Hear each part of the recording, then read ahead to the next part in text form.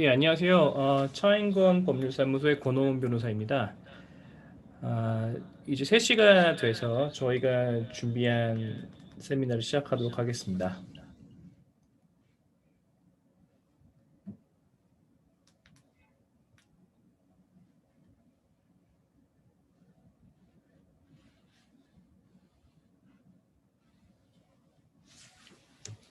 어, 오늘은 저희들이 준비한 내용이 바로 그 가상자산 거래 관련 관리 방안이라는 정부의 발표에 대해서 말씀을 드릴 예정인데요.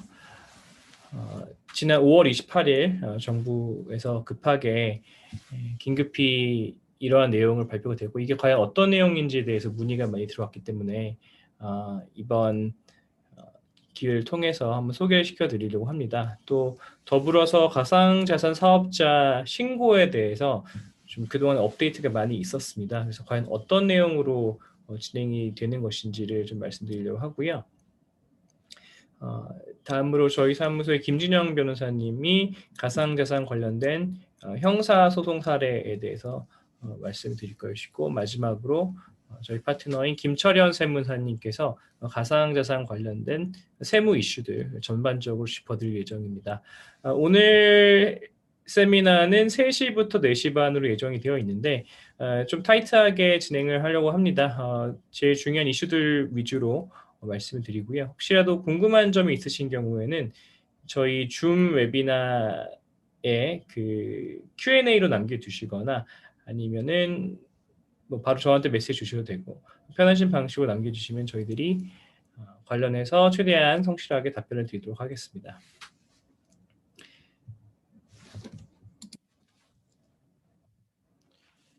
네, 먼저 제 소개를 간단히 드리겠습니다. 저는 차인건 법률사무소의 파트너 변호사인 권호은 변호사이고요. 현재 대한변호사협회 IT 블록체인 위원회 등을 에서 위원 등을 여기 맡고 있습니다. 먼저 지난 5월 발표 자료를 좀 요약을 드리겠습니다.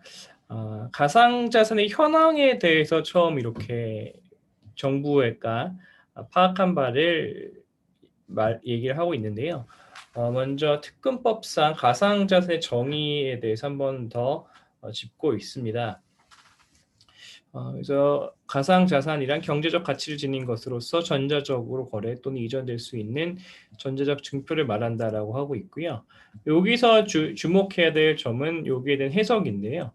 정부는 계속해서 가상자산은 높은 변동성으로 인해서 현금 및 금융상품으로 인정하지 않고 있다라는 입장입니다. 그래서 가상자산 한국에서는 어떤 형태가 됐던 간에 현금도 아니고 금융상품도 아니다라는 그런 입장으로 이해가 됩니다.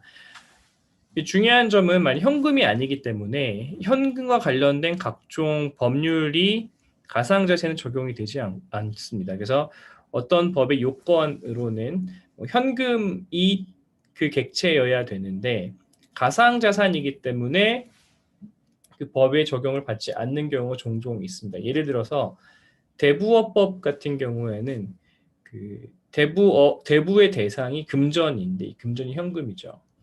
현금이 아닌 다른 형태의 대출 계약 등은 대부업법에 적용이 받지 않는다라고 해석될 가능성이 굉장히 높습니다. 그래서 이런 점들에 대해서는 계속해서 좀 주목을 하고 있고요. 마찬가지로 금융상품으로 인정하지 않고 있기 때문에 금융상품에만 적용이 되는 각종 규정들, 예를 들어서 자본시장법이라던가 뭐 이러한 법률들이 가상자산에 적용되지 않는 것이 아닌가라는 그런 법적인 해석이 계속해서 가능한 상황입니다. 두 번째로는 가상자산 사업자에 대한 내용인데요. 가상자산 업자라고 가상자산 거래업자라고 하는 이게 거래소죠. 정부에서는 거래소를 가상자산 거래업자라고 표현을 하고 있는데 가상자산 거래업자는 약 60여 개사가 있다. 이렇게 파악을 하고 있다는 입장입니다. 저희가 봤을 땐 더 있을 수도 있는데 일단은 정부에서는 60여 개로 파악을 했고요. 특이한 점은 뭐 5월 28일 현재 그 FIU 금융정보분석원에 신고된 접수건, 그러니까 가상자산 거래업자라고 신고한 접수건이 0개입니다. 아시다시피 이제 가상자산 사업을 영위하기 위해서는 FIU에 신고를 해야 되는데 지금까지 신고한 사업자가 없다는 것이죠. 그에 비해서 FIU의 신고를 위한 필수 요건 중 하나인 ISMS 인증을 받은 가상자산 사업자는 한 20개 업체로 확인이 되고요. 만약에 현금을 거래하기 위해서 거래하기 위한 사업자로 신고를 하려면은 이게 필요하죠. 실명 확인, 입출금, 계정 운영이 필요한데 요거를 받은 사업자는 4개로 파악이 되고 있습니다. 그렇다면은 이 적어도 이 4개 업체는 신고할 수 있는 것이 아니냐라고 생각이 되는데 아직까지 정부의 방침인지 모르겠는데 아무도 신고를 하고 있지는 않은 상황입니다. 이 가상자산 사업자는 신고가 요건이긴 하지만 보통 신고하면은 신고 즉시 그 신고의 효력이 발생하게 됐는데 이 경우에는 신고를 수리를 해야 됩니다. 사실상 허가에 해당이 되고요. 다만 뭐 정성적인 평가보다는 그 신고 요건을 갖췄으면은 원칙적으로는 이제 신고를 수리를 해야 되는 거고 다만 요건이 굉장히 까다로운 편인 것이죠. 정부가 파악하고 있는 가상자산 거래소 가입자는 4대 거래소의 그 중복을 포함해서 약 581만 명으로 파악이 됩니다. 그렇다면은 우리나라 인구의 한 10% 이상이 가상자산 거래소에 가입이 되어 있다. 이렇게 볼 수도 있을 것 같아요. 다만 중복자가 있으니까 좀 이렇게 중복은 되긴 하겠죠. 다음으로 거래 규모입니다. 가상자산 거래소에서의 거래 규모가 4월 평균으로만 봤을 때는 1거래 규모가 22조 원 정도로 파악이 됐고요. 5월 27일 당일에는 15조 원이었습니다. 그래서 월 하루의 평균적인 금액이 이제 22조 원 정도 된다는 금액, 꽤 큰 금액으로 생각이 됩니다. 김치 프리미엄에 대해서도 정부가 파악을 하고 있는 것으로 보이는데요. 4월 7일 당시에는 20%까지 올랐다가 5월 27일 현재는 8.7%로 낮아졌다. 뭐 이런 내용이 있었습니다. 김치 프리미엄은 잘 아시다시피 한국의 비트코인 가격이 해외보다 비싼 그런 현상을 이야기하는 것이죠. 정부는 정부의 합동 단속 등을 통해서 김치 프리미엄이 낮아졌다라는 그렇게 표현을 하고 있습니다. 그다음에 지금까지의 정부의 대응을 좀 정리를 해보자면은 첫 번째는 그 투기 과열 진정을 위한 노력들이라고 표현이 되고 있는데요. 그 첫 번째로 ICO 금지를 들고 있습니다. 그래서 ICO 금지는 한국에서의 가상자산 투기 과열을 진정하기 위한 노력이었다. 그렇게 생각이 되고요. 그렇게 이제 정부가 분석을 하고 있고요. 두 번째로는 금융회사의 그 가상자산에 대한 보유, 또 매입, 투자 등을 제한을 했다라고 합니다. 이것은 투기를 과열하는 것을 진정하기 위한 방안이죠.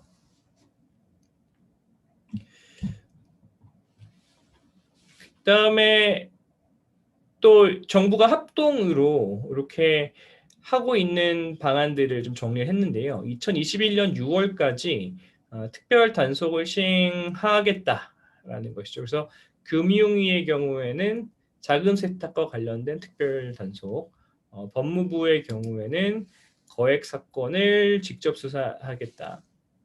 과기정통부의 경우에는 보안 취약점을 점검하겠다. 기재부 관세청의 경우에는 외국환 거래 법령 위반을 점검하겠다.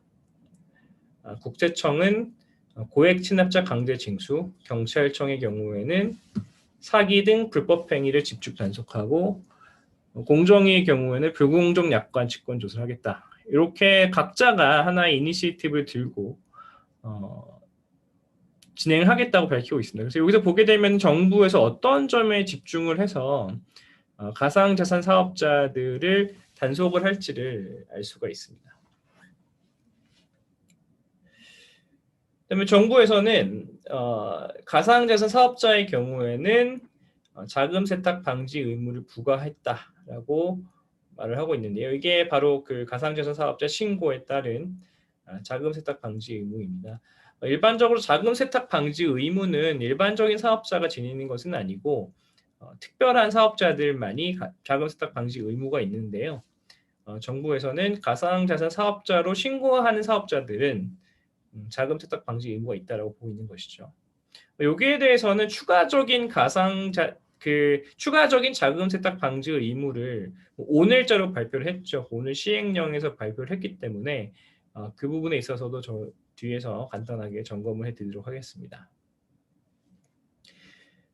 또 한 가지가 가상자산 거래소득에 대한 과세인데요. 가상자산을 양도하고 대여할 때 발생하는 소득에 대해서는 과세를 하겠다는 게 정부 입장인데 이 부분은 뒤에 저희 김철원 세무사님께서 자세히 점검하도록 하겠습니다.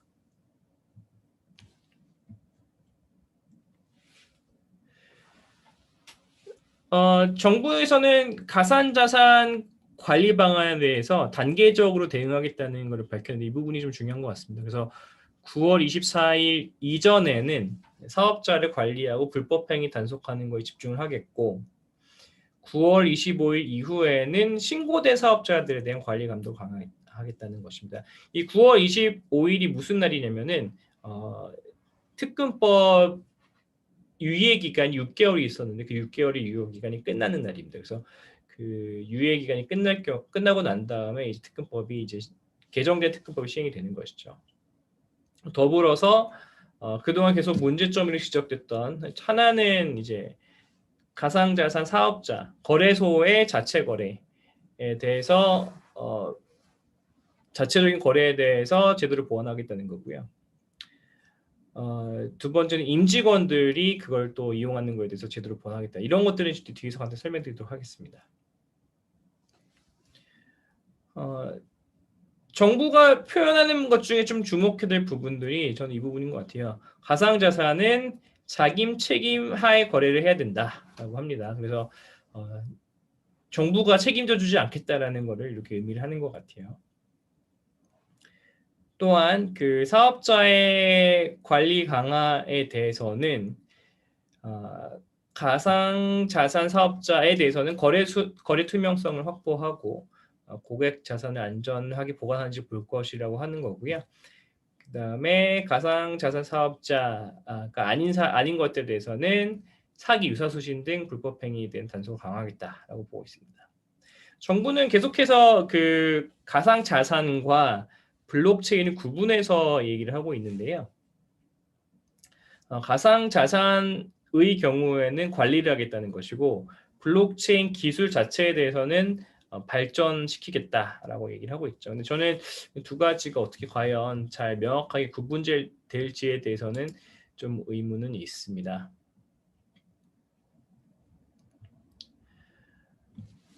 다음으로는 그 규제 및 투트랙 양성 요게 대한 규제 부서가 정해졌습니다. 그래서 가상자산 사업자 관리 감독하는 부서는 금융위가 주관하는 것으로 이렇게 되어 있고 또 블록체인 기술 발전의 산업 육성은 과기정통부가 주관하는 것으로 되어 있습니다. 그래서 금융위는 좀 감독하고 과기정통부는 육성하고 이렇게 두 트랙을 나눠서 하겠다는 입장이죠.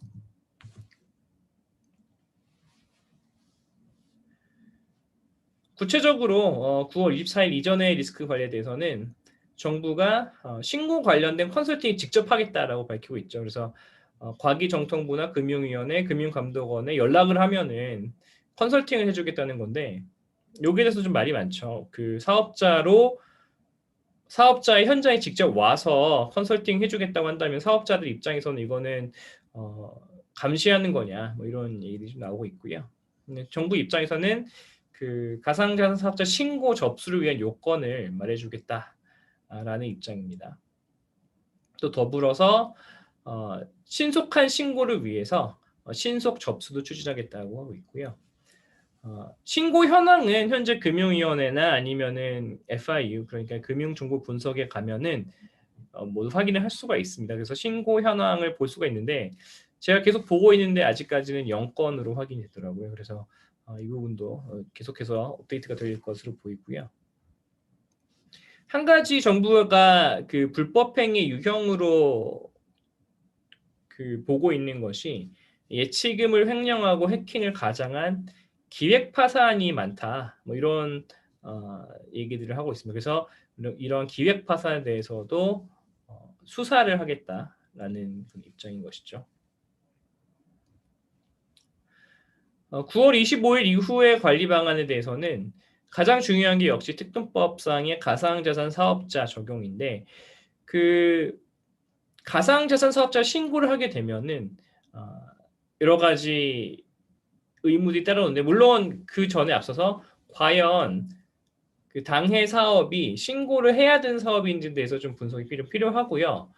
만약에 신고가 필요한 사업임에도 불구하고 신고를 하지 않았다고 한다면은 징역 또는 벌금 등에 처해질 수가 있는 리스크가 있습니다.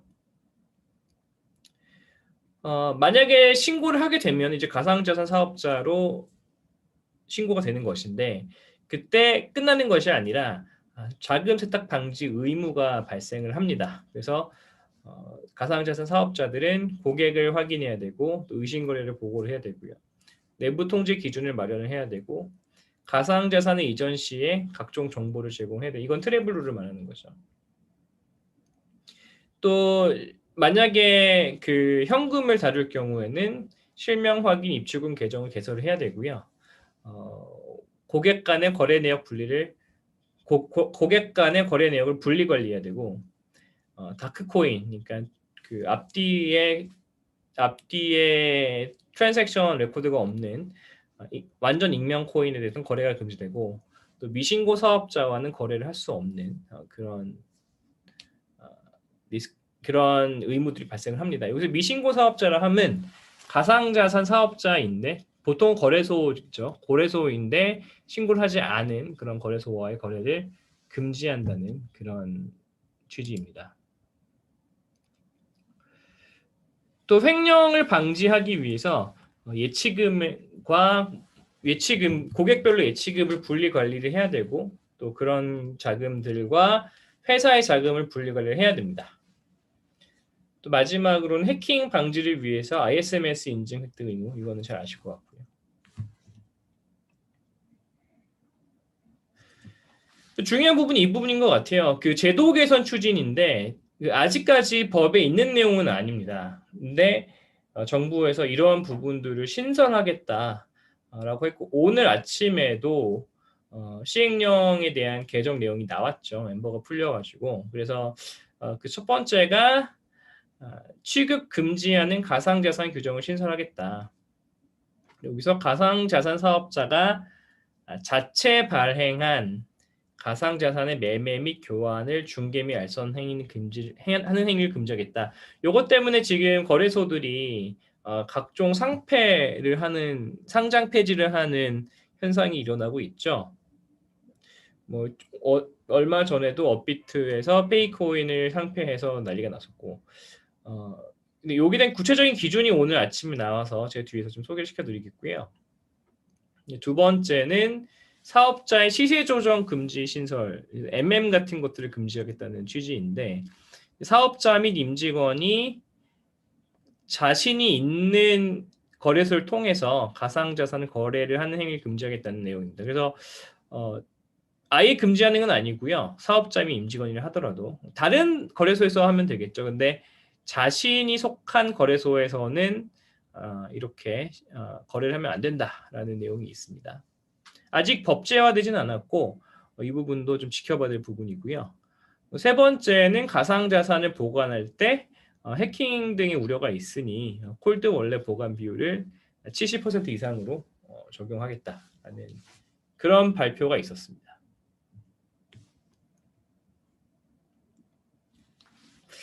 한편 그 불법 행위에 대한 어떤 유형들을 정부가 좀 발표한 게 좀 눈에 띄는데요. 여러 가지 가상자산을 이용한 범죄 행위들을 이렇게 나열을 해놨습니다. 하나의 어떤 전형적인 모습들인데 첫 번째는 가상자산 원화 출금 지연, 뭐 정지 이후에 거래소를 폐쇄하는 뭐 기획 파산 같은 것들. 이건 특가법상 사기 횡령 배임에 해당할 수가 있다는 것이고요. 두 번째는 상장피를 받거나 가치 없는 가상자산을 발행, 판매, 상장하는 행위. 그러니까 상장 피죠. 그래서 그 상장 비용을 받는, 사실은 이게 만약에 상장이 안 됐다 그러면 이거 사기에 해당할 수가 있다는 겁니다. 그다음에 가치가 없는 가상자산 발행을 가장하고 현금을 받는다거나 하는 행위들은 유사수신 행위에 해당할 수 있다는 것이죠. 그다음에 거래소에 데이터를 허위로 입력해서 재산상 이익을 편취한다면 이거는 사전자 기록 위작이라는 건데요. 이것도 이제 각종 거래소에서 아이디를 생성하고 거기다가 가짜로 돈을 넣고 뭐 거래를 한다. 이런 MM 행위들에 대해서는 사기 또는 사전자 기록 위작 이 형법상 이런 범죄에 해당할 수 있다는 그런 취지입니다. 또 해킹 및 해킹을 가장한 기획 파산에 대해서는 횡령에 해당할 수 있다는 거죠. 그래서 돈을 다 모아놓고 우리 망했어요라고 이렇게 선언을 하는 것 자체가 먹튀에 해당할 수가 있다는 거죠. 그래서 그런 경우에는 횡령에 해당할 수 있다라는 그런 것이고요. 그다음에 가상자산을 투자를 빙자하거나 피해자의 자금을 수시 편취하는 경우에는 사기, 의사수신행위, 방문파매법 위반. 사기라 하면 거짓말로 상대방을 속여가지고 돈을 갈취하는 걸 말하는 거고, 유사수신행위라 하면 돈을 받으면서 원금을 보장하거나 어떤 일정한 이익률을 보장을 하는 그런 행위를 말합니다. 그 다음에 방문판매법 위반은 보통 다단계 판매가 방문판매법 위반에 해당이 됩니다. 가상자산 거래소 사이트를 가장한 피싱, 스미싱, 이거는 접속해 보니까 가짜 주소인데 뭐 거래소를 위장한다거나 뭐 이런 경우가 있을 수 있겠죠. 이거는 정통만법 위반에 해당이 될 수가 있습니다. 다음으로는 뭐 블록체인 기술에 대해서 이렇게 진흥을 하겠다는 건데요.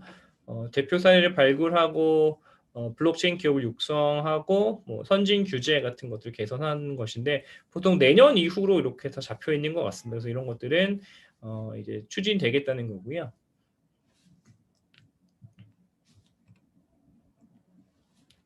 세법에 대해서는 제가 이 자리에서는 좀 간단하게 넘어가도록 하겠습니다.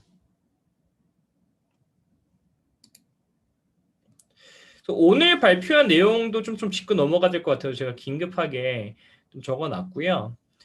오늘 금융위에서 발표했죠. 그래서 가상자산 사업자에 대한 조치를 추가를 하겠다는 것인데 금융위의 주장은 가상자산 사업자가 전산망에 허위 입력을 통한 가상자산의 시세 조작 등 위법행위라는 문제점이 발견됐다. 이게 무슨 말이냐면은 거래소가 자기들이 직접 거래소에게 들어가가지고 가짜 아이디 등을 만들거나 또는 어떤 사람인 척을 하면서 시세 조작, 마켓 메이킹 등을 하는 행위를 했는데 그게 이제 거짓말을 통한 행위였다라는 것이죠. 그래서 이런 것들은 사전자 기록 등 위작죄에 해당할 리스크가 있는데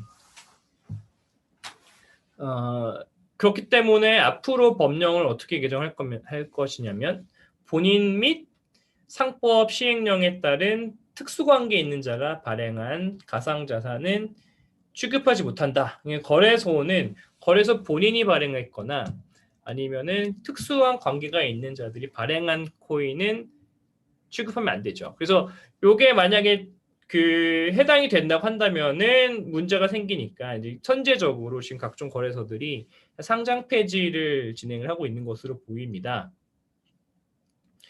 한 가지 좀 특이하고 제가 좀 신기하다고 생각하는 점은 사실 한국에서는 ICO 금지가 명백하게 그 정부의 방침인데 그런 얘기는 별로 없죠. 그래서 ICO를 했다고 치고 거래소가 예를 들어서 근데 그 거래소가 자신은 취급하면 안 된다. 그럼 남들은 취급하면 되느냐? 뭐 이런 좀 특이한 문제점이 좀 있는 것 같습니다. 그래서 ICO에 대해서는 인정하고 있는 것이 아닌가라는 생각이 좀 들고요.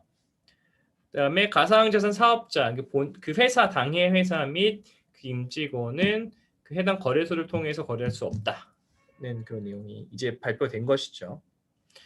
그 다음에 금융회사 등, 여기서 왜 금융회사 등이냐면 거래소 등이 포함된 것을 금융회사 등이라고 하는데 그렇다고 거래소가 금융회사라는 얘기는 아니고요. 그 특근법상에서의 그 규제 객체가 되는 게 금융회사라는 거죠. 네, 금융회사 등이라는 건데 거기에 거래소 포함된다는 얘기입니다. 그 고위험군에 대해서만 위험 평가를 해야 되느냐라는 얘기가 있었는데 그게 아니라 모든 고객에 대해서 위험 평가가 필요하다.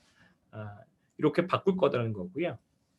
고객이 법인인 경우에는 대표자의 신상을 파악하는 내용이 없었는데 고객이 법인인 경우에는 대표자의 생년월일을 확인해라 라는 게 이제 들어갑니다. 여기서 오늘 정말 많은 질문이 오셨는데 그 특수관계 있는 자가 지분율만 보느냐, 그러니까 그 특수관계가 뭐냐면은 예를 들어서 제가 A 코인을 발행한 회사인데 저의 지분을 거래소가 30% 이상 들고 있는 경우에는 그 거래소가 저의 특수관계자가 되는 거죠. 그래서 그 지분율 요건에 따라서 밑에 보이는 30% 이상 소유하고 있는 회사인 경우에는 특수관계자가 되는 것인데 그러면 30%가 아니면 어떻게 되느냐? 그건 아닌 것입니까?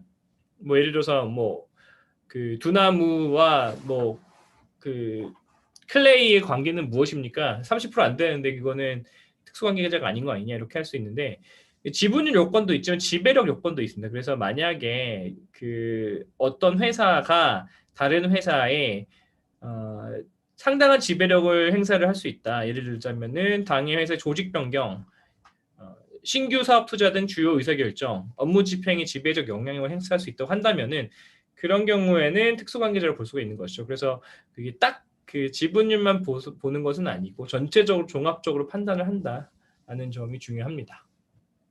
그래서 이 부분은 근데 외부에서는 잘 알기는 어려워요. 그래서 결국은 본인들이 직접 좀 확인을 해야 되는 그런 상황인 것 같습니다. 그 가상자산 사업자 신고 뭐 등록이라고 표현을 하는데 이제 말은 신고는 사실상 등록이죠. 그래서 신고와 관련해서는 그 가상자산 사업자에 대한 정부 컨설팅 실효성이 과연 있을지 좀 지켜볼 필요가 있다고 보이고요. 구체적인 양식이 아직 잘 안 나오고 있어요. 저희가 이제 다른 루트로는 확보를 뒤에서 설명을 드리고 좀 말씀드리겠지만 그 양식에 대해서는 좀 확인이 필요할 것 같습니다. 그 다음에 거래소가 취급할 수 있는 가상자산에 대해서 좀 명확한 가이드라인이 필요한 것 같아요. 지금은 뭐 그냥 임의로 그렇게 생각을 하고 그냥 임의로 판단하고 임의적으로 거래소가 상패를 하고 있기 때문에 저는 결국 소비자들에게 피해가 가고 있는 상황이 아닌가 싶거든요. 가상자산 이용자들에게. 그렇기 때문에 좀 더 명확하게 이러한 자산은 취급할 수 있고 이런 자산은 취급할 수 없다는 그런 가이드라인이 필요한 거고요. 앞으로 상장 자체가 까다로워질 것으로 보이지만 또 역시 명확한 기준이 없기 때문에 이 부분도 발행자들 입장에서는 좀 어려운 부분이 있죠. 가상자산 정보 단속이 9월까지 좀 집중적으로 이루어질 것으로 예상이 되기 때문에 여기에 대해서는 준비를 할 필요가 있을 것 같고요. 말씀드린 것처럼 이제 자체 발행 코인들 또는 임직원의 자전거래 등에 대해서는 주의가 좀 필요할 것으로 보입니다. 네, 정부 발표 자료에 대해서는 일단 여기까지 정리를 하고요. 질문이 있으신 경우에는 Q&A 게시판이나 메일로 주셔도 되고 줌에서 주셔도 되고요. 모아서 저희가 답변을 드리도록 하겠습니다. 네, 바로 원래는 저희가 차상진 변호사님께서 다음 섹션을 진행하기로 했었는데 바로 이어서 제가 그 가상자산 사업자 신고에 대해서 바로 좀 말씀을 드리도록 하겠습니다.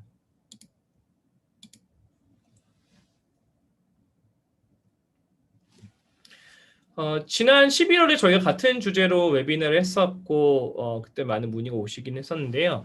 그 사이에 많은 변화가 있었습니다. 가상자산 사업자 신고제도도 좀 업데이트가 있어서 이 부분도 좀 간단하게 소개시켜 드리도록 하겠습니다. 먼저 이제 특근법에 따라서 가상자산의 매도, 매수, 교환, 이전, 보관, 관리, 중개, 알선 등을 영업을 하는 자는 신고를 해야 되는데 신고 자체는 금융정보분석원이 하지만 금융감독원이 전체적인 검사를 하도록 되어 있습니다. 기존 사업자는 3월 25일 특근법 시행일로부터 6개월 이내인 9월 25일까지 신고를 하도록 되어 있고요. 신고 없이 사업을 진행할 경우에는 5년 이하의 징역 또는 5천만 원 이하의 벌금이 대상이 되는 것이죠. 여기서 그 정부는 주요 가상자산 사업자를 예시로 하면서 요 세 가지 서비스들이 주요 가상자산 사업자다라고 얘기를 하고 있는데요. 그게 바로 첫 번째가 거래업자, 이거 거래소고요. 두 번째는 보관관리업자, 요거는 커스터디를 얘기를 합니다. 그다음에 지갑 서비스업자, 이거는 이제 월렛 서비스인 것이죠. 그래서 요 세 가지 업체들의 경우에는 반드시 신고를 해야 되는 그런 상황으로 보입니다. 그래서 본인들의 서비스가 과연 여기에 해당이 되는지에 대해서는 좀 확인을 하실 필요는 있을 것 같아요. 신고는 한 번 하면 끝나는 것이 아니라 5년마다 갱신을 해야 됩니다. 그래서 바로 끝나는 것은 아니고 계속해서 갱신할 필요가 있다는 점을 유의하셔야 될 것 같고요. 주요 심사 항목은 ISMS, 그러니까 그 정보보안 인증이죠. 그 다음에 실명 확인, 입출금 계정. 다만 현금을 사용하지 않는 경우, 피앗을 미취급할 경우에 상략 가능하지만 이 당해 회사가 피앗을 취급하지 않는다는 점은 충분히 소명을 해야 됩니다. 그래서 이 부분도 우리는 안 해요라고 끝나는 것이 아니라 잘 이렇게 설명해야 되는 거고요. 그다음에 대표자 및 등기 임원의 자격 요건이 있습니다. 그래서 대표자 및 등기 임원이 되려면 금융 관련된 범죄 경력이 없어야 합니다. 그래서 이 부분은 유의를 하셔야 될 것 같고요. 이게 말은 신고지만 신고를 신고 수리를 거부할 수 있기 때문에 사실상 허가에 해당한다는 이슈가 있죠. 그래서 정보보호관리체계, 이 보안 체계에 대한 인증을 획득하지 못했거나 아니면 현금으로 서비스를 함에도 불구하고 실명 확인이 가능한 입출금 계정을 통해서 거래하지 않는 경우, 그다음에 특근법, 테러자금금지법 등등 특정 법률에 따라서 벌금 이상의 상을 선고받고 5년이 지나지 않은 경우, 벌금만 받아도 이 경우에는 대표나 등기임을 될 수 없다는 점을 좀 유의하셔야 될 것 같고요. 그 다음에 신고 또는 변경 신고가 말소된 다음에는 5년 동안은 또 사업을 못해요. 그러니까 굉장히 좀 강력한 그런 법규로 되어 있습니다. 직권 말소 사유가 있는데 신고 수리 거부 사유에 해당을 하거나 폐업 신고하거나 정부가 영업에 대해서 정지 명령을 했는데 미이행했다거나 또는 거짓말을 했다거나 이런 경우에는 직권 말소를 할 수 있고, 이 경우에는 5년 동안 사업을 못하는 거죠. 굉장히 강력합니다. 영업의 전부 또는 일부 정지 명령 이렇게 좀 확인하시면 될 것 같고요. 절차는 말씀드린 대로 이제 FIU에 접수는 하지만 신고 요건 심사 자체는 금감원에서 진행을 합니다. 그래서 금감원이 사실상 주무부처라고 보시면 될 것 같고요. 신고 수리 여부를 통지 및 공고하는 기간은 접수일로부터 3개월 내로 되어 있습니다. 신고가 한번 들어가면은 3개월 내에는 수리 여부를 통지를 해야 되는데, 다만 보완을 계속해서 요청을 할 수가 있어요. 그래서 그 기간은 그 3개월에 포함이 되지를 않는다는 점. 그래서 보완을 계속 요청하면은 계속 길어지겠죠. 그래서 3개월이 지나도 신고가 되지 않을 수 있는 가능성은 있습니다. 저희가 확보한 하나 내용인데요. 그 체크리스트들이 있어요. 그래서 필수 구비서류들이 이렇습니다. 뭐 신고행 관련된 서류, 본점 영업지, 뭐 전자우편 주소, 인터넷 도메인, 실지 명의, 국적, 특히 가상자산 사업자가 수행할 행위의 구체적인 내용, 그리고 실명 확인이 가능한 입출금 계정에 관한 정보. 그러니까 만약에 또 외국 가상 사업자 한다면 이런 또 추가적인 정보들이 필요하고요. 기타 확인서 등등이 필요합니다. 그 ISMS 인증 취득을 설명을 해야 되는데 유효 기간이 있어요. 그래서 유효 기간 지난 경우에도 안 되고요. 유효 기간 지나기 전에 계속해서 갱신을 해야 되는 이슈가 있고요. 실명 확인 입출금 계정의 경우에는 만약에 그 피앗을 안 쓰겠다고 한다면은 진짜 불필요하다는 어떤 소명이 필요해요. 그래서 단순하게 우리는 피앗을 안 씁니다라는 것을 그치진 않고 소명을 해야지만 실명 확인 입출금 계정을 필요 없다 이렇게 얘기를 할 수가 있습니다. 신고를 하는 사람들은 이렇게 본인들이 취급하는 가상자산을 리스트업을 해야 됩니다. 전체 가상자산 현황이 무엇이고 우리 갖고 있는 게 무엇이고 이렇게 되어 있는데요. 제가 조금 이따 말씀드릴 것이지만 특이하게도 가상자산을 많이 취급하면 할수록 더 리스크가 많다고 보고 있어요. 이 부분은 참고를 해주시고요. 현재 가상자산 사업자 인증서 발급 현황이 이렇게 나와 있습니다. 그래서 한 20개 업체가 나와 있는데 이제 순서들인 거죠. 이것들이 가상자산 사업자들인데 ISMS를 받은 상황, 인증 범위가 이렇게 나와 있는 게 좀 특이한 것 같아요. 그래서 이런 것들을 확인하면 될 것 같고요. 특히 유효기간 다 나와 있죠. 그래서 뭐해서 업비트 같은 경우에는 유효기간이 얼마 안 남았죠. 2021년 12월 18일이니까 이걸 갱신해야 되는 뭐 그런 상황인 것 같습니다. 여기 20개 업체 정도.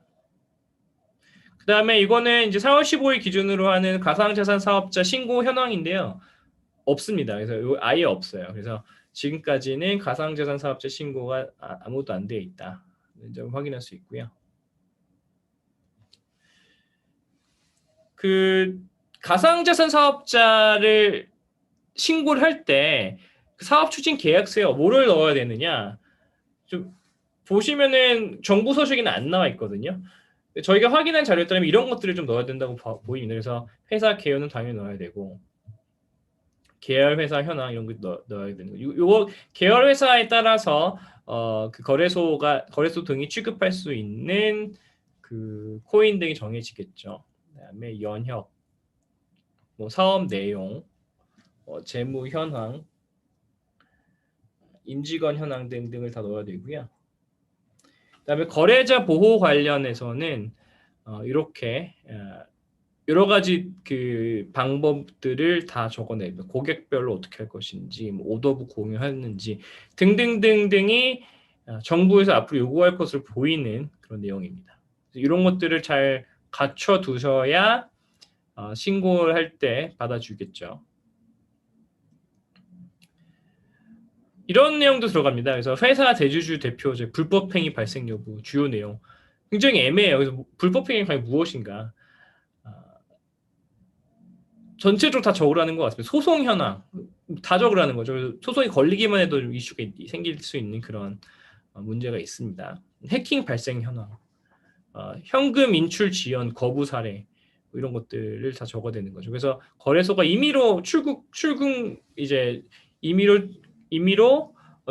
금지하는 그런 경우가 있지 않습니까? 그런 경우에 대해서는 다 적어서 내야 되는 그런 상황입니다.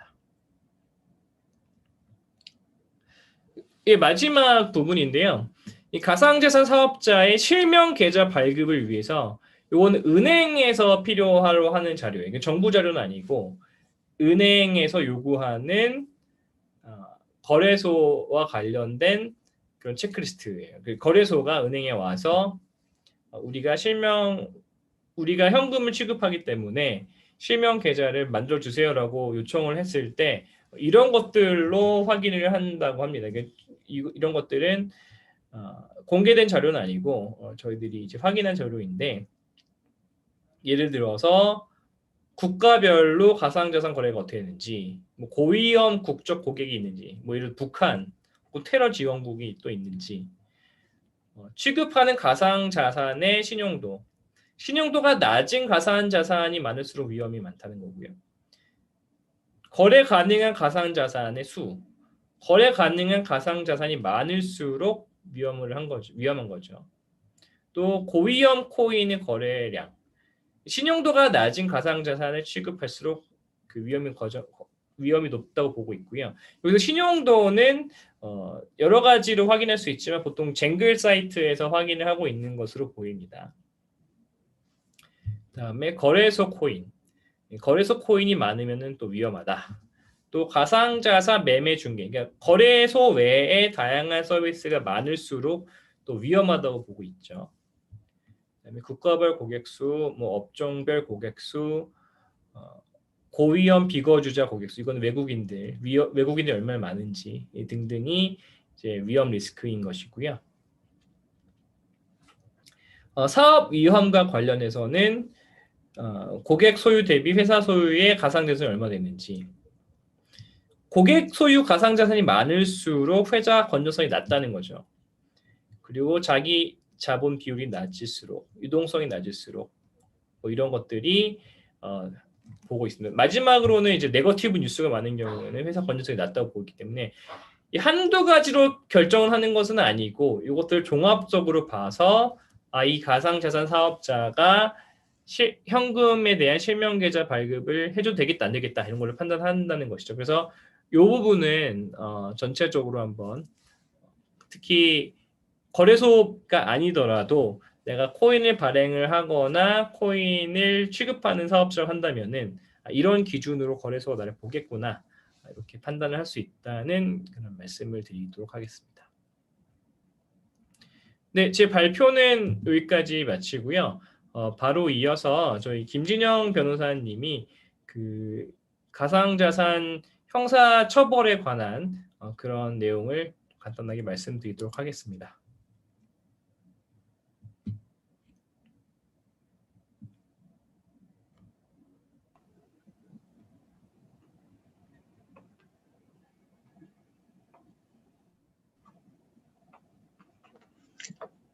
네, 안녕하세요. 저는 가상자산 형사처벌 사례를 소개할 차인권 법률사무소 파트너 변호사 김진형입니다.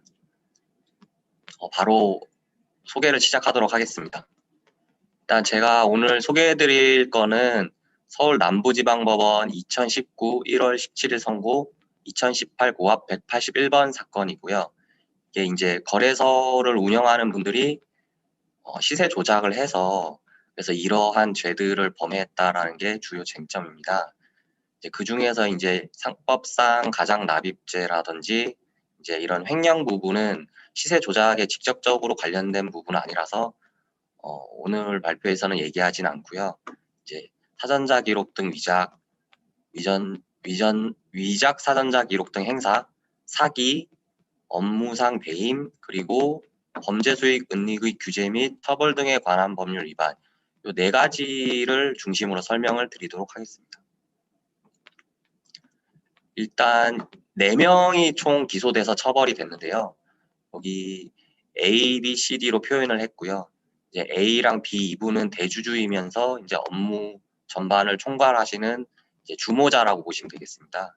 그리고 C, D는 이제 직원으로서 일하시는 분들이고 이제 A, B의 지시를 받아서 범행을 저지르신 사람들입니다. 이분들이 특이하게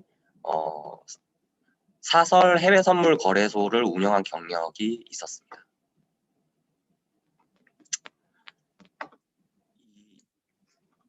거래소를 XX 회사라고 했는데요. 이 XX 회사의 가상화폐 거래소 운영 행태를 보면 일단 자전거래에 사용할 아이디 및 회원 계정을 만듭니다. 이걸 가공 계정이라고 하면 이제 요 부분이 이제 사전자 기록 등 위작에 걸리는 건데 이제 주모자인 A와 B가 XX 회사 가상화폐 거래 시스템에서 가공 계정을 생성하고요.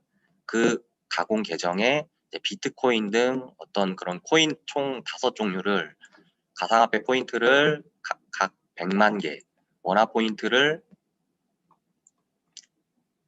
1000억 원 이렇게 입력을 하고 그리고 그러한 방법으로 수개의 가공 계정을 생성하는 겁니다.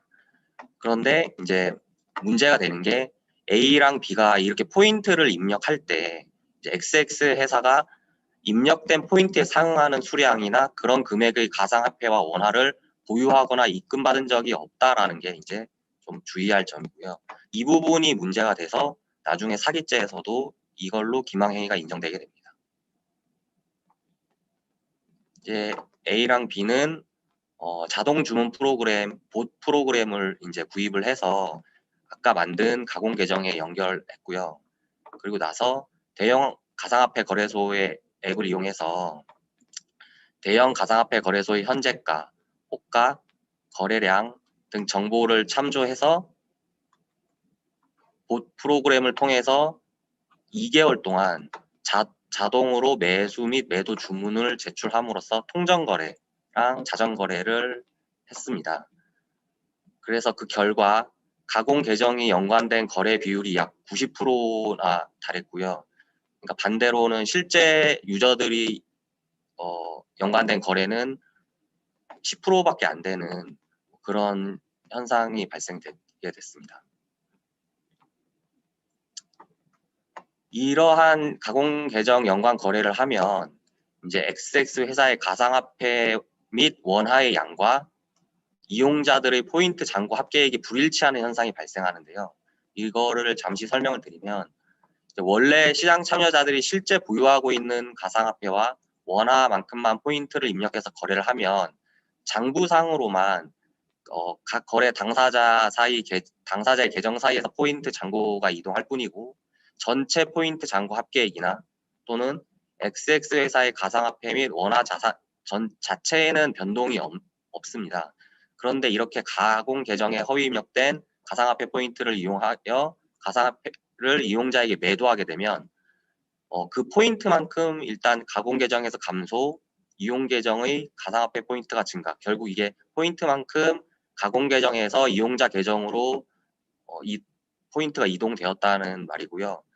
그런데 이제 XX 회사가 그 거래된 수량만큼의 가상화폐를 실제로 보유하고 있지는 않은 상황이니까 이제 필연적으로 XX 회사의 가상화폐 자산은 이용자들의 가상화폐 포인트 잔고 합계액보다 그 거래한 만큼, 거래 수량만큼 부족하게 됩니다.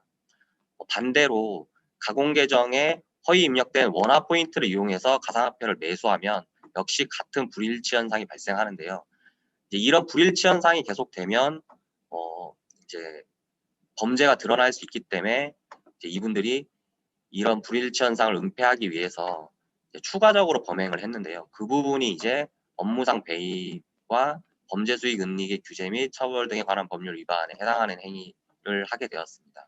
이제 AB가 시켰고 이제 CD가 이제 그런 일을 했는데요. 이제 D가 보면은 이런 데이터베이스상 가상화폐 포인트와 원화 포인트 합계액과 실제 XX 회사의 전자지갑에 있는 가상화폐 수량 및 은행 계좌상의 원화 합계액을 비교해서 정산하는 업무를 담당했는데요. 앞에서 말씀드린 것처럼 항상 어떤 이렇게 불일치, 실제 XX 회사가 보유하고 있는 가상화폐나 원화가 데이터베이스상 포인트 합계액이 미달할 수밖에 없었기 때문에 이걸 어떻게 해결했냐면 이제 C가 XX 회사의 전자지갑 또는 은행 계좌에서 실제 가상화폐나 원화를 AB가 주로 거래하던 타 가상화폐 거래소 전자지갑이나 뭐 AB 개인명의 은행 계좌로 이체를 합니다. 이건 그러니까 쉽게 얘기하면 회사의 재산을 빼서 쓴 거죠. 그러니까 이 부분에서 이제 업무상 배임이 나오게 된 거고요. 그리고 그렇게 되면 AB가 타 가상화폐 거래소에서 개인 회원으로서 가상화폐를 매수하고 이 과정을 통해서 취득한 가상화폐나 원화를 다시 XX 회사의 전자지갑 또는 은행 계좌로 이체함으로써 어떤 이런 불일치를 해결하려고 했었던 거죠. 이제 다른 죄들은 자세한 설명보다는 이제 사기죄가 왜 이게 사기죄가 되는지 한번 저희 법원이 어떤 것을 근거로 사기죄로 판시를 했는지를 한번 살펴보도록 하겠습니다. 일단 가상화폐 거래소를 고르는 중요한 요소는 거래소의 거래 유동성이 풍부한가, 거래 유동성을 가장 중요한 요소로 봤고요. 그 이후로 다양한 가상화폐 거래소가 있는데 아무래도 참여자들은 거래 유동성이 풍부해야 이제 자기가 원하는 가격이나 물량의 거래 체결이 쉽게 이루어질 수 있으니까 이제 이런 부분이 가장 중요하다고 판단을 했습니다. 그래서 거래소 운영 업체가 이제 기망적인 방법으로 미리 고객들에게 고지하지도 않고 주문량과 거래량을 부풀려 보이는 등 거래소를 선택하는 중요 요소에 관해서 잠재적 고객들에게 이제 어떤 진실을 묵비, 은폐하는 방식으로 이용자를 모집하고 그로 인해서 착오에 빠진 이용자들한테 예탁금 명목으로 가상화폐나 금원을 받으면 사기죄를 구성한다라고 판시를 하면서 우리 사건 같은 경우에도 이제 A 등의 행위는 이제 XX 회사의 주문량, 거래량을 인위적으로 증가시켰기 때문에 이거는 이용자들을 유인할 목적으로 거래에 개입한 거다. 이제 이렇게 판단을 했는데 그 A 등이 실제 재판에서 이제 자기들이 이렇게 거래에 개입한 이유에 대해서 외부의 투기 세력이 있었고 그 투기 세력 때문에 가상화폐의 시세가 지나치게 고가나 저가에 형성되는 등 이제 시세 문제가 있어서 어쩔 수 없이 가공 계정을 이용하는 방식으로 이제 투기적 가격 형성을 막았다라고 주장을 했거든요. 거기에 대해서 재판부는 일단은 A 등이 주장하는 그런 외부 투기 세력의 실체에 대해서 이제 뭐 증거 자료가 없다. 이제 이걸 확인할 수 없다라고 한 거죠. 그리고 만약에 그런 투기 세력이 있었다고 해서 그래서 시세가 어떤 고가나 저가에 형성되는 문제가 있었다고 해도 이제 실제 가상화폐나 원화가 입고된 계정을 통해서 거래를 체결하는 방식으로 이제 투기적 가격 형성을 막았어야지. 이런 가공 계정을 아까 말씀을 드렸지만 이제 가공 계정에 연관된 거래가 90% 이상이었는데요. 그런 가공 계정을 이용하는 방식은 이제 일반 이용자들의 신뢰를 훼손하는 행위다라고 판단했고요. 그리고 가공 계정을 이용하더라도 그 가공 계정 사이에서만 거래가 체결되는 것을 방지해가지고 이제 유동성을 공급하는 것이 기술적으로 가능한데 어떤 이런 아까 말한 보 프로그램 이런 거를 이용해서 자전 거래나 통정 거래가 일어난 이유를 합리적으로 또 설명을 못했다고 합니다.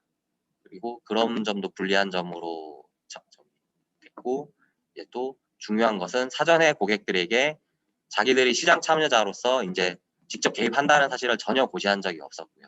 이런 부분이 다 인정이 돼서 기망 행위가 인정이 됐고요. 그리고 이제 거래소의 운영자면 이제 가상거래의 당사자로서 신의칙상 고지 의무가 있는데 이거를 이제 얘기하지 않았다라는 거죠.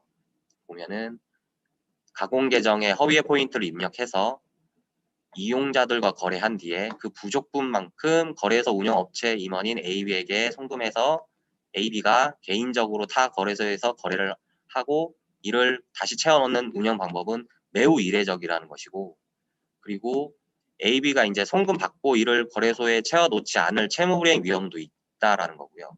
그리고 AB가 또 변제 자력이 이제 갑자기 변제 자력이 부족해서 이제 도산할 위험도 있다. 그리고 AB가 이제 거래할 때 항상 이거를 수익을 보고 나올 수 있느냐. 그러니까 타 거래소에서 가상화폐 거래에 실패하거나 가상화폐 가치 하락으로 투자 손실을 볼 수 있는 투자 위험 또한 존재한다. 실제로 이 부분에 대해서는 손실을 본 경우도 많았다고 해요. 그래서 또 타 거래소 이용 과정에서 AB의 계정에 보관된 가상화폐나 원화가 도난될 위험도 있다. 이런 이례적인 운영 방법 그리고 이런 채무불이행 위험, 도산 위험, 투자 위험, 도난 위험이 있기 때문에 어쨌든 거래소의 운영자이자 가상거래 당사자로서 어떤 이런 거를 고지를 해줬어야 되는데 이제 고지를 하지 않았다라고 해서 이제 만약에 고지를 해줬더라면 일반 거래 경험칙상 이용자들이 A 등의 행위를 미리 알았더라면 고지를 받아서 그러면 굳이 다른 거래소들을 제쳐놓고 XX회사 가상화폐 거래소를 이용하지 않았을 거라는 것이죠. 그래서 가상화폐 거래소에서 가상화폐 거래를 하기로 의사결정을 하여 XX회사에 돈을 맡기지 않았을 것이다 라는 게 법원의 판단이었고요. 여기에 제가 적어놓지는 않았는데 이분들이 저 주범회 같은 경우는 이제 사기 피해 금액이 360억 정도가 됐는데 이제 형이 확정된 것은 징역 3년이 확정이 됐습니다. 이제 아마 좀 피해 변제가 좀 되지 않았을까 싶고 오늘 발표한 것처럼 그 아침에 그 시행령이 나온 것처럼 이런 부분에 대해서도 이제 금지하는 법령이 들어오니까 이런 부분들을 좀 유의를 하셨으면 합니다. 네, 제 발표를 마치도록 하겠습니다. 감사합니다. 예, 김준영 변호사님 감사합니다. 형사와 관련된 이슈들을 좀 많이 짚어주셨고요. 도움이 많이 되셨길 바라겠습니다. 다음으로는 저희 파트너 세무사이신 김철원 세무사님께서 가상자산과 암호화폐와 관련된 전반적인 세무 업데이트 진행하도록 하겠습니다.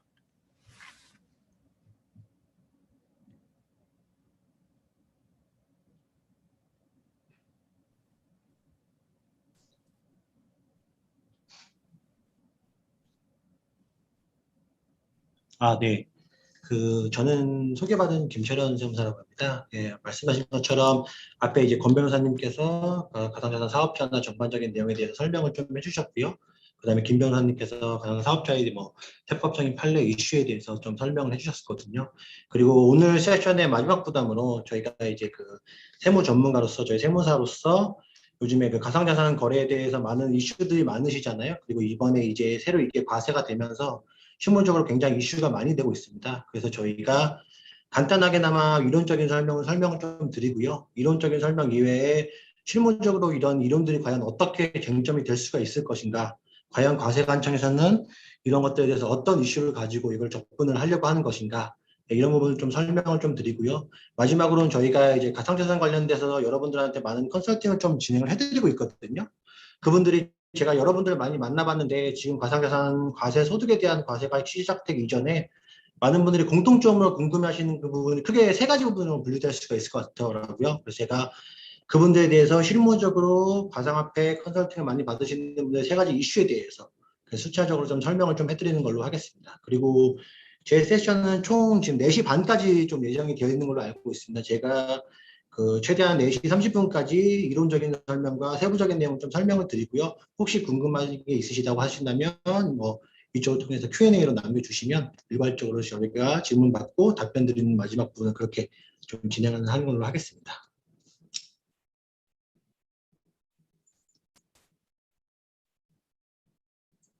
네, 간단히 제 소개고요. 말씀드린 것처럼 저희는 이제 어쨌든 차인권의 법률적인 파트너로서 저희가 이 세션에 참가하게 됐고요. 그 외에 저희가 핀테크랩과 여러 분야에서 자문 역할을 좀 하고 있기 때문에 여기에 대해서 좀 세션 부분을 참석하게 되었습니다. 네, 본격적으로 저희가 발표 내용에 대해서 좀 설명을 드리도록 하겠습니다. 말씀드린 것처럼 저희 현재 가상자산에 대한 과세가 가장 큰 이슈가 되어 있거든요. 앞으로 이제 몇 달 뒤부터는 현재까지는 과세관청과 국세청에서 비과세했던, 즉 세금을 부과하지 않던 소득에 대해서 앞으로 내년부터는 이제 소득을 매기겠다라고 이제 예고가 되어 있는 상황이신 거고요. 구체적으로 말씀드리면 원래는 당초 이제 올해부터 실행하려고 했는데 과세관청도 여러 가지 데이터나 자료들을 많이 주입하고 시스템적으로 많이 보완을 하고 있는 것 같더라고요. 그게 좀 한 단계 미뤄져서 22년도부터는 1월부터는 이제 정확하게 말씀드리면 개인들의 가상자산의 양도 차익에 대해서 과연 내가 상가격과 판가격의 그 매매 차익, 그 차익에 대해서 이제 과세가 본격적으로 시작을 하게 되는 거고요. 현재로서는 이게 만약에 과세가 된다고 한다면 가상자산에 대해서 많은 분들이 관심을 가지고 계시고 세금적으로 비과세 됐던 것들이 과세가 되면서 여기에 대해서 많은 분들이 좀 의견을 내셨긴 하지만 과세관청은 계속 일관적으로 이제 내년 1월 1일부터는 여기에 대해서 과세를 시작하겠다. 그런 입장을 계속 유지를 하고 있거든요. 그래서 저희 전문가로서 의견도 내년부터의 매매 차익은 과세가 될 것 같다라고 좀 말씀을 좀 드릴 수가 있을 것 같습니다. 예, 본격적으로 이론적인 부분만 제가 최대한 임팩트 있게 설명을 좀 드릴게요. 우선은 과세 대상에 대해서 정확하게 확정이 됐습니다. 과연 내가 가상자산을 지금 예를 들면 구입한 금액이 있으실 거고 나중에 파신 금액이 있으실 거잖아요.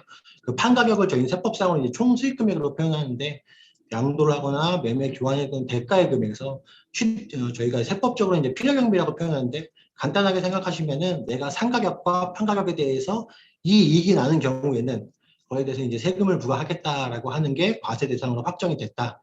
이렇게 생각을 해주시면 되실 것 같습니다. 그리고 두 번째로 이제 과세 시기에 대한 확정인데요. 아까 계속 서두에 말씀드린 것처럼 22년 1월 1일부터, 즉 내년도 1월 1일부터 발생하는 양도, 대여, 교환 등에 대한 대가로 발생한 소득에 대해서는 이제 과세를 하겠다. 그건 과세 시기 자체가 좀 확정이 되시는 거라고 생각을 해주시면 되고요. 그리고 저희가 과세 시기는 이제 내년부터 처음에 시작이 되는 거지만 알고 계신 것처럼 개인들의 세금이 되는 거기 때문에 개인들의 세금은 5월 달에 종합소득세 신고라는 것을 확정을 하시거든요. 그래서 결국에는 22년도 1월 1일부터 12월까지의 나의 그 발생했던 양도 차익이나 여러 가지 차익에 대해서는 그 다음 연도인 23년도 5월 달에 이제 처음으로 내가 세금이라는 걸 납부를 하시게 되시겠다라고 해서 참고 삼아서 알고 계시면 되실 것 같아요. 그리고 과세 요율 방법에 대한 것도 확정이 되는 건데 조금 뭐 세율로는 20%라고 표현이 되어 있는데 알고 계신 것처럼 국세는 지방세라는 게 별도로 추가적으로 발생을 하거든요. 즉 그래서 여러분들이 내가 여기서 세금을 납부할 금액이다라고 생각하시면 지방세 포함하셔서 22% 정도의 세율이다라는 것을 명확하게 좀 알고 계시면 훨씬 더 도움이 되실 것 같아요. 왜냐하면 이 2%의 차이 때문에 많은 분들이 오해하고 계신 분들 많더라고요. 내는 세금이 차익에 대해서 난 20% 정도만 세금 내겠다라고 생각하시는 분들도 많은데 20%의 지방세 10% 포함해서 정확하게 22%의 세율로 과세가 되겠다라고 생각을 해주시면 되실 것 같아요. 그리고 세법상의 표현인데 이제 분리과세라고 표현을 하는 건데 이거는 간단하게 설명드리면 이제 다른 소득과 합산하지 않고 해당 소득에 대해서만 과세된다라고 생각을 해주시면 돼요. 알고 계신 것처럼 종합소득세라고 하는 거는 개인이 가지고 있었던 모든 소득에 대해서 다 합산해서 신고하는 제도가 있긴 있는데 유일하게 이제 그 이거 자산에 대해서 이제 분리과세를 실행을 하려고 하는 거고요. 그 취지는 제가 생각할 때는 이제 계속 서두에 말씀드린 것처럼 비과세에 있던 게 처음으로 과세가 되기 때문에 합산과세나 여러 가지 세법상의 논리를 이제 복잡하게 가져가는 것보다는 우리가 심플하게 그냥 20% 단위 세율로 과세를 하는 쪽으로 해서 이제 과세를 시작을 하려고 한다라고 생각을 해주시면 되고요. 그리고 과세 기간도 역시 확정이 됐습니다. 1월 1일부터 정확하게 말씀드리면 22년도 1월 1일부터 12월 31일까지 발생한 1년간의 손익을 통산해서 그 금액에 대해서 과세를 하게 됐다. 이렇게 생각을 해주시면 돼요. 그래서 이거를 제가 간단하게 샘플로 이렇게 써드렸는데 예를 들면 내가 이게 1년치를 합산하시는 거기 때문에 예를 들면 내가 1월 달에 약 1억 정도의 수익이 발생을 했는데 내가 뭐 그동안 거래가 없었다가 마지막에 12월 달에 7천만 원 정도의 손실이 발생했다라고 한다면 여기서 말하는 통산이라는 표현이 결국에는 플러스 1억과 마이너스 7천을 합쳐준다는 개념이거든요. 그래서 과세 대상 소득은 3천만 원이 되겠다. 즉 여러분들이 여기 샘플에 나와 있는 것처럼 1월 1일부터 12월 31일까지 발생한 수익도 있을 거고 손실도 있을 거고 여러 가지 합쳐져 있을 건데 이걸 전부 다 합쳐가지고 한 번의 소득으로 과세가 되시게 되겠다라고 하는 게 지금 가상자산 소득에 대한 과세 방안의 정부의 발표안이라고 생각을 해주시면 되실 것 같아요. 네. 그리고 그 모든 소득에 대해서 알고 계신 것처럼 첫 서두에 검토해서 설계해주는데 지금 가상자산에 대해서 투자하려고 하는 개인들이 굉장히 많이 늘어났잖아요. 아까 저도 이제 500만 명이 넘는다고 저희 아까 자료에서 받은 것 같은데 그래서 그 과세관청도 일종의 과세 최저한 같은 금액을 좀 만들었습니다. 예를 들면 내가 10,000원이 매매 차익이 발생했다더라도 모든 세금을 다 신고하게끔 한다고 한다면 그 가상자산을 거래하는 사람들한테 그 세금에 대한 협력금에 대해서 너무 큰 의미를 부여한 것 같기 때문에 소득 금액이 250만 원 이상인 경우에만 과세를 하겠다. 즉 예를 들면 나 혼자가 발생한 소득이 1년을 내가 퉁 쳐놨는데 250만 원이 안 넘어가실 것 같다라고 한다면 세법상의 신고 의무가 아예 없으신 게 되시는 거고요. 이게 이 금액이 넘어간다라고 한다면 이제 내가 세금에 대해서 신고 의무가 있겠다라고 생각을 해주시는 거고 알고 계신 것처럼 종합소득세 신고를 한번 해보신 분은 아시겠지만 보통 이렇게 신고하기 전에 옛날에 이제 우편으로 그 국세청에서 이제 우편물 같은 걸 발생했을 때 당신이 예를 들면 뭐 이자 소득이 있고 사업 소득이 있고 뭐 어떤 소득이 있는 거니까 종합소득세 5월달에 하세요라는 이렇게 우편물을 발송했고 요즘에는 이제 뭐 그게 뭐 카톡이든 전산 매체로도 전달이 되긴 하는데 아마 이 금액이 이상이 되면 한다면 이제 그 과세관청 쪽에서는 그 내용을 전부 다 이게 추적을 해서 당사자들한테 이제 뭐 당신 이제 세금을 신고하셔야 되겠다 이런 이제 청구 자료로 아마 전달을 해주실 것 같아요. 그런 절차를 통해서 내가 내 스스로 이제 매매 차익이 한 250만 원 정도 이상이 되겠다라고 한다면 내가 이제 5월달에 종합소득세 신고를 꼭 해야 되는구나라고 꼭 알고 계세요. 그 여기서 참고로 이제 실무적으로 이제 하나 더 말씀드리면. 많은 뭐 사업을 해보신 분들은 상관이 없는데 월급을 받으셨던 분, 즉 내가 근로소득만 있어서 연말정산으로 세금에 대한 5월달에 종합소득세 신고를 한 번도 안 해보신 분들은 이제 종합소득세라는 걸 한 번도 안 해보셨기 때문에 그런 게 많이 낯서실 수가 있어요. 근데 예를 들면 내가 근로자이고 나는 월급으로만 생활하고 있는데 내가 우연히 가상자산을 투자했고 거기에 대해서 소득이 일정 금액 이상이 발생했다라고 한다면 연말정산은 회사에서 당연히 받으시는 거고요. 연말정산 회사에 당연히 받으시는 거고 연말정산 이외에 5월달에 종합소득세 그 가상자산의 매매 차익에 대해서도 신고 의무가 있으시겠다 라는 부분을 꼭 참고 삼아서 알고 계셔야 되실 것 같아요. 알고 계신 것처럼 세금에 대한 신고 의무가 부여되기 때문에 혹시나 여러분들이 거기에 대해서 놓치시거나 하신다고 한다면 가산세나 어쨌든 뭐 가산금이라고 하는 이제 세법상의 불이익을 받으실 수가 있으시거든요. 그렇기 때문에 해당 자산이 되신 분들은 꼭 5월 달에 종합소득세 신고를 해야 되는구나 라는 부분을 좀 알고 계시면 되실 것 같고요. 그리고 소득세법상 판매 순서를 확정했다라고 제가 표현을 했는데 그 판매 순서라고 한다면 선입선출법 이라고 저기 명시가 되어 있을 거예요. 아마 그래서 뭐 여러분들 여러 가지 매체에 통해서 선입선출법이라고 표현을 되어 있는데, 즉 먼저 산 거를 먼저 판 것으로 보겠다는 거예요. 예를 들면 내가 1월 1일 날에 가상자산을 100개를 사고 예를 들면 12월 31일 날 50개를 샀는데 그중에 가치 변동이 많으실 거잖아요. 그 후에 내가 파는 거는 가장 먼저 샀던 거를 먼저 팔겠다. 라는 그렇게 움직이시기 때문에 반드시 여러분들이 요거 내가 이 매매 차익에 대해서 순서도 좀 요직적으로 알고 계셔야지만 세금적으로 절세 방안에 대해서 좀 팁을 가져가실 것 같아가지고 요것도 제가 최대한 풀어서 다시 한번 좀 설명을 좀 드렸습니다. 네, 이게 저 전반적 앞쪽에 제가 간단하게 세법적으로 설명드리는 게 이 그 가상자산에 대한 그 매매 차익으로 표현하는 거죠. 저희가 그 양도 차익에 대해서 설명을 좀 드린 거고요. 예, 잠깐만요. 풀리게 돼서. 네, 그거에 그 과연 이제 가상자산에 소득을 발생한 사람이 과연 어떤 세금을 부과하느냐에 대해서 좀 설명을 좀 드렸던 거고요. 그거 이외에 제가 가상자산 사업자의 과세대출 의무화에 아까 첫 번째 세션에 권 변호사님께서 많이 설명해 줬던 가상자산 사업자, 즉 저희 이제 거래소라고 표현하기도 하는데 그 사람들이 세법상으로 과세 자료를 제출하게 되는 의무가 됐습니다. 즉 내가 아까 말씀드린 것처럼 국세청에서는 5월 달에 종합소득세 신고할 때 우리한테 안내문을 발송해 주는 거죠. 과연 그 안내문을 어떻게 발송할 수 있냐면 이 그 거래소 사업자들이 과세 자료를 제출하는 것을 통해 가지고 예를 들면 이제 김철이라는 사람이 이 거래소를 이용해서 이만큼의 소득을 일렀구나 이런 자료를 아마 그쪽에서 발생할 수가 있거든요. 그래서 제가 이 자료에 대해서도 같은 부분을 한 가지 좀 넣어드렸습니다. 즉 회원 기본적으로는 당연히 이제 뭐 회원 정보에 대한 부분도 있으실 거고 거기서 가장 중요한 게 이제 여기 입출금이라고 표현되고 있는데 이제 계좌번호에 대한 정보, 즉 나의 매매 차익과는 거래 내역에 대한 모든 정보를 저희가 이제 가상자산 사업자가 과세 자료를 즉 국세청이나 과세관청한테 제출할 의무가 부여가 된 거예요.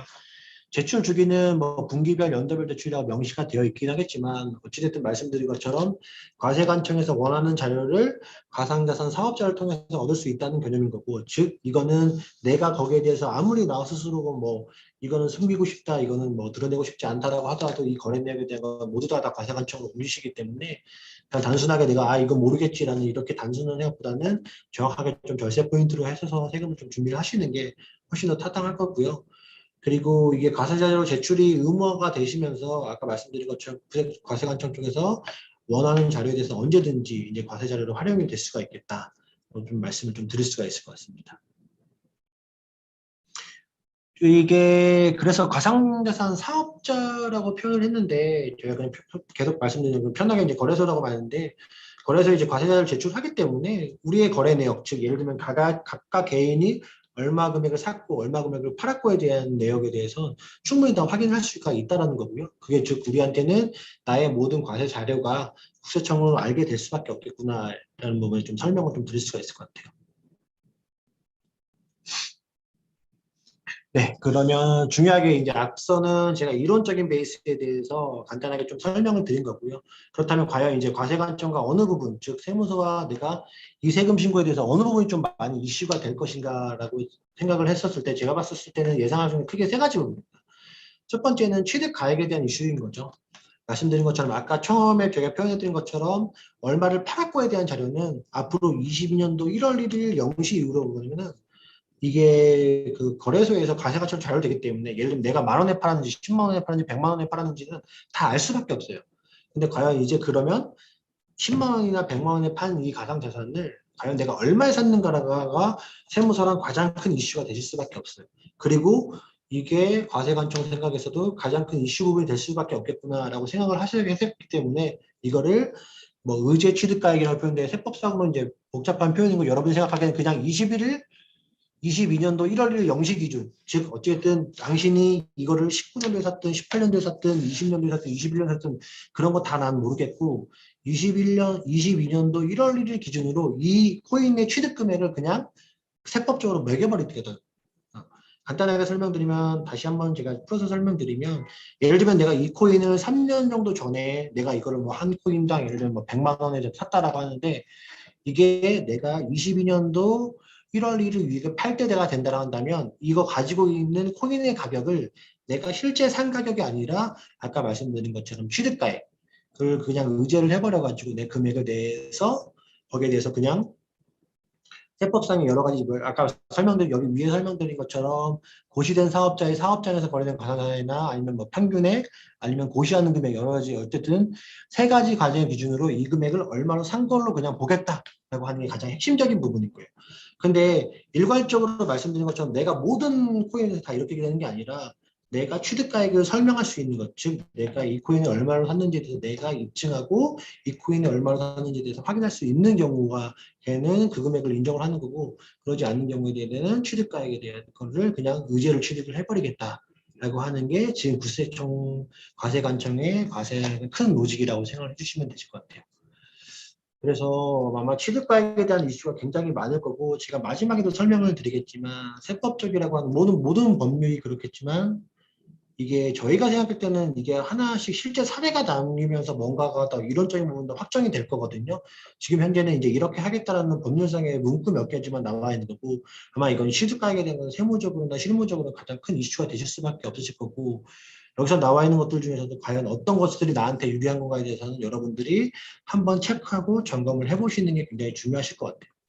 제가 뒤에도 설명을 드리겠지만 그 많은 국내 거래소에서는 저희가 큰 거래소 있잖아요. 메이저 거래소들 같은 경우에는 나의 그 히스토리, 즉 내가 뭐 얼마큼 샀고 통장 거래 내역이 얼마큼 되고 거래 내역이 얼마큼인지 과거의 데이터를 확인할 수 있는 곳이 굉장히 많던데 그 외의 거래소나 특히 국외 거래소 같은 경우에는 내가 과거의 히스토리까지 확인할 수 없는 경우가 저희가 콘센트를 진행하는 굉장히 많더라고요. 즉 말씀드린 것처럼 내가 과연 이 취득가액을 얼마나 샀는지에 대해서 내가 설명하지 못한다고 한다면 세무서에서 정하는 일괄적인 금액으로 결정이 되실 수밖에 없다라고 말씀을 드린 거고 이것이 과연 나한테 이제 세무적인 걸 절세적인 포인트로 아마 가장 크게 다가올 수밖에 없다라고 확인할 수가 있을 것 같습니다.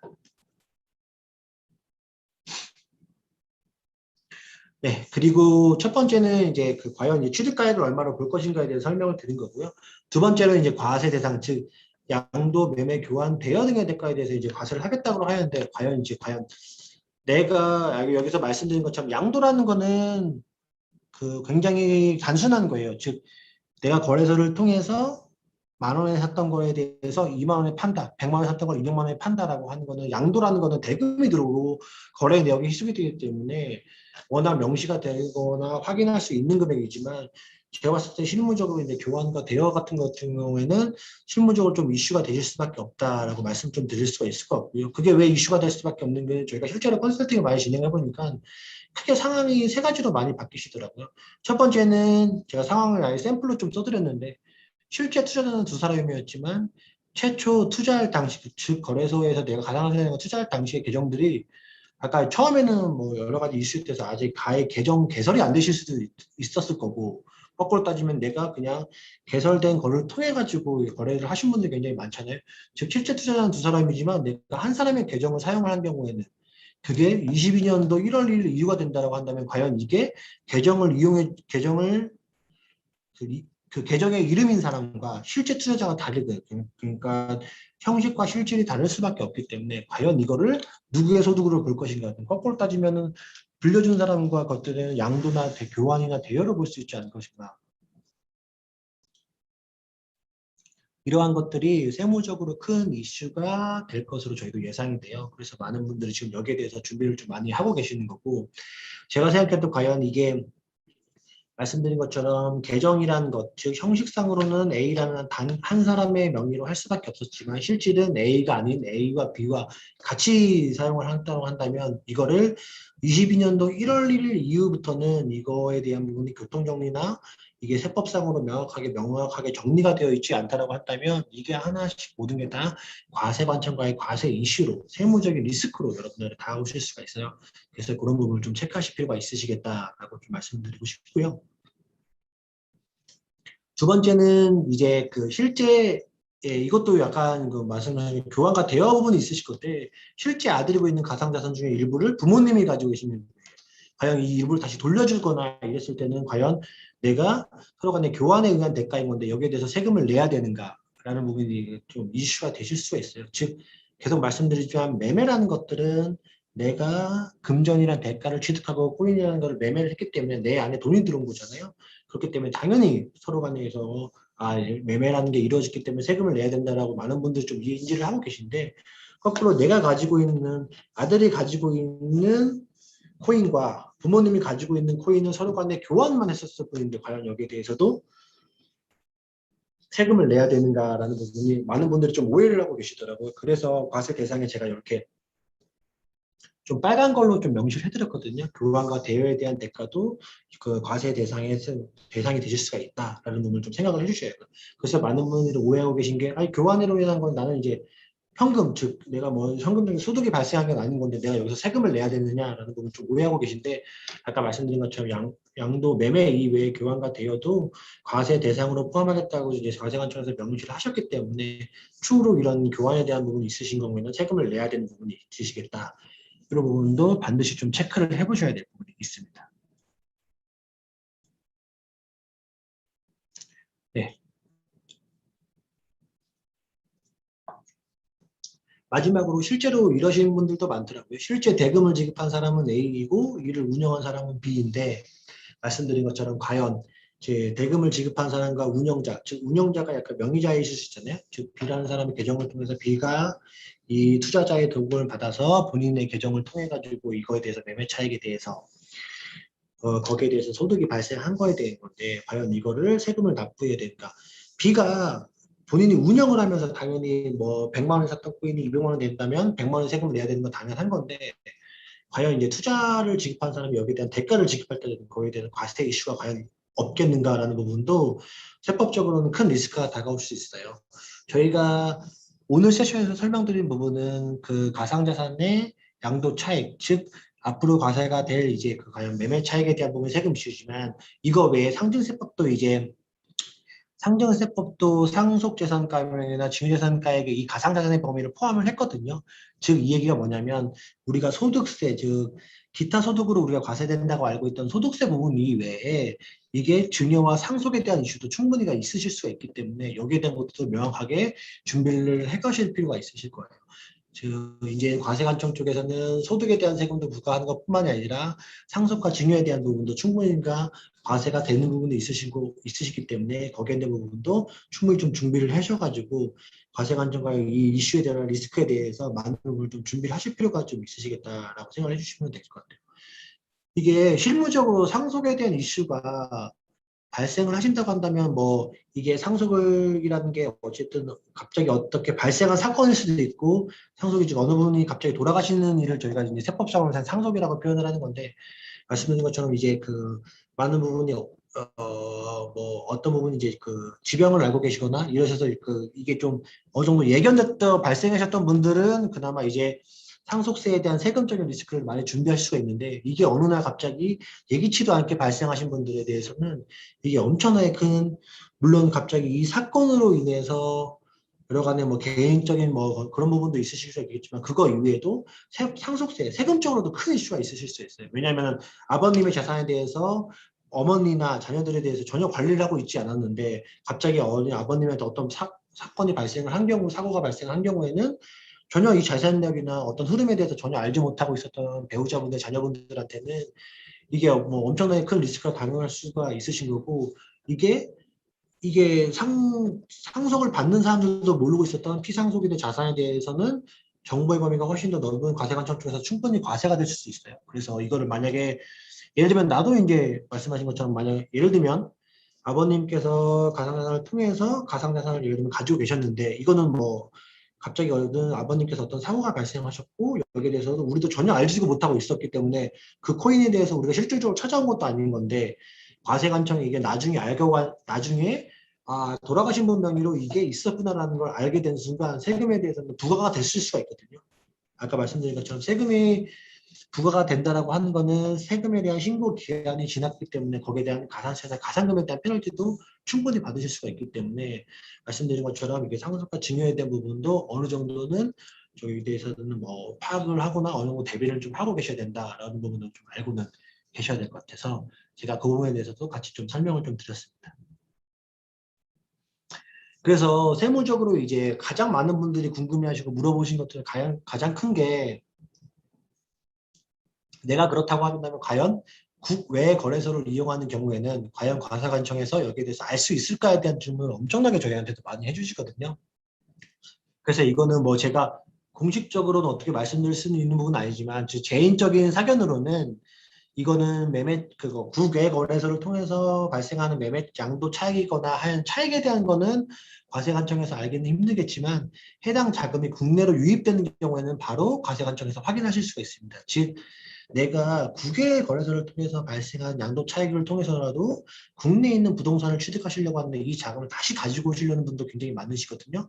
그래서 저희들도 요즘에 많이 하는 게 이 자금을 최대한 이제 양성화를 최대한 하는 여정을 많이 말씀을 드리는데 이게 만약에 추후에 나한테 들어온다라고 한다면 아까 말씀드린 것처럼 여기에 대해서는 우리 과세관청과 큰 이슈가 될 수가 있어요. 그래서 이 자금이 국내로 들어온다고 한다면 과세관청도 충분히 이제 국내에 알고 계신 것처럼 부동산 취득 자금에 대한 소명이 굉장히 요즘에는 타이트하게 이루어지기는 굉장히 체계적으로 좀 이루어지고 있는 부분도 있으신 거기 때문에 그래서 아예 지금 많은 분들이 그냥 22년도 1월 1일 이전에 아예 지금 정지당에서 자금에 대한 소명이거나 아니 부동산 취득 자금의 소명에 대해서 미리 준비하고 계신 분들도 많기 때문에 만약에 여러분들도 뭐 국외거래소를 통하신다라고 하신다고 한다면 그게 국내로 자금이 들어왔을 때는 과세관청이 바로 캐치하실 수 있는 가능성이 굉장히 많다라고 좀 말씀을 좀 드릴 수가 있을 것 같아요.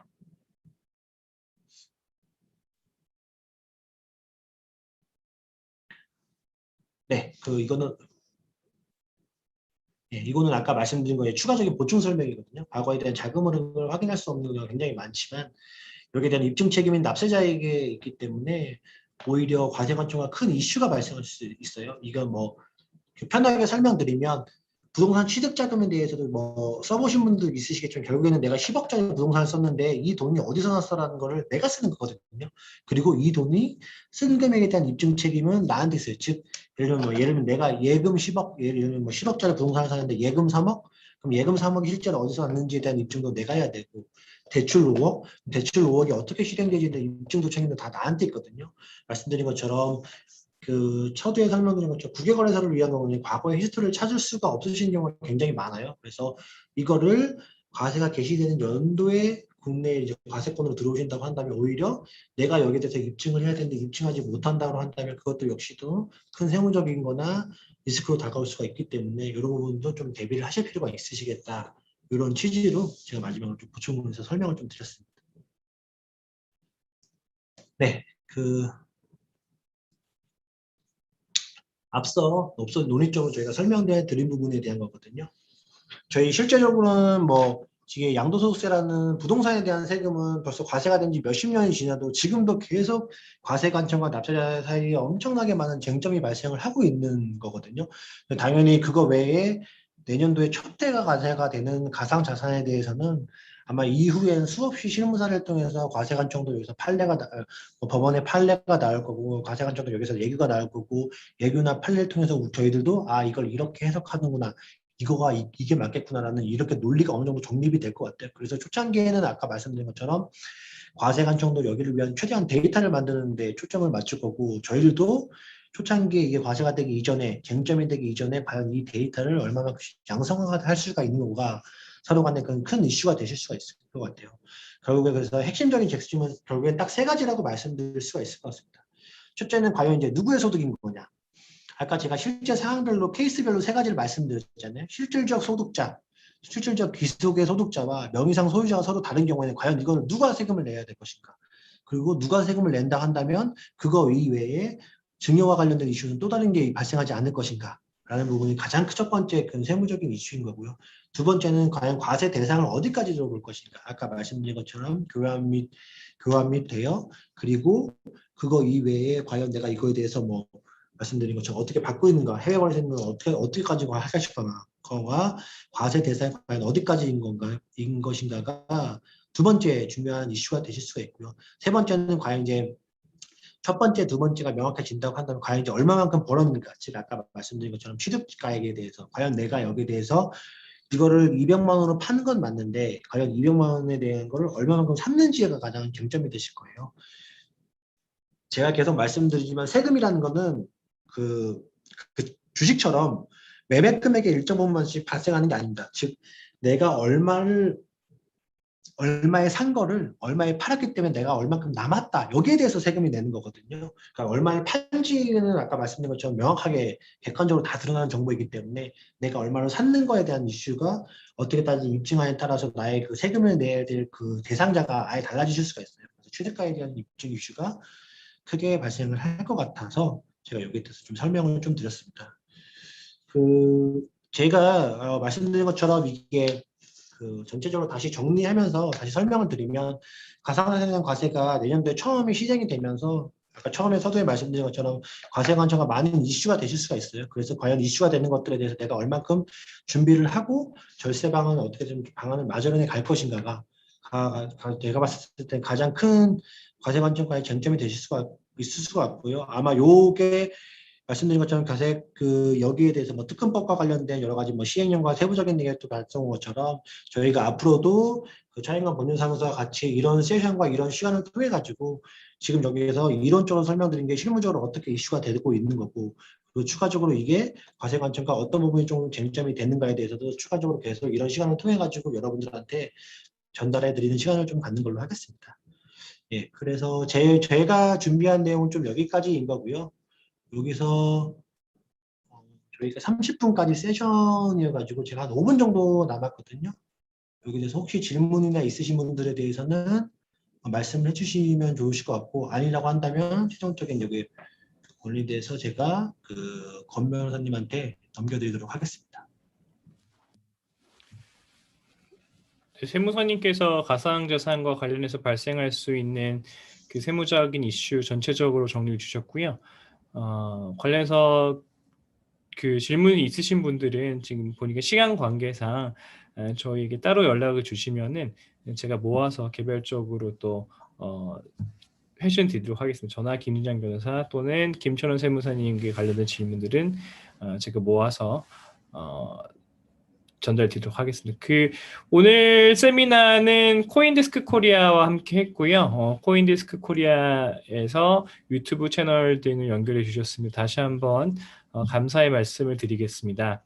생방송으로 함께 못하신 분들은 코인데스크 코리아나 저희 차인건 법률사무소 유튜브 채널에서 해당 영상을 확인하실 수 있기 때문에 언제든지 확인해 주시면 될 것 같고요. 추가 문의가 있으신 경우에도 편하게 연락 주시면 될 것 같습니다. 오늘 긴 시간 같이 해주셔서 감사합니다. 저희는 또 다음 기회에 더 좋은 그 세미나로 인사드리도록 하겠습니다. 감사합니다.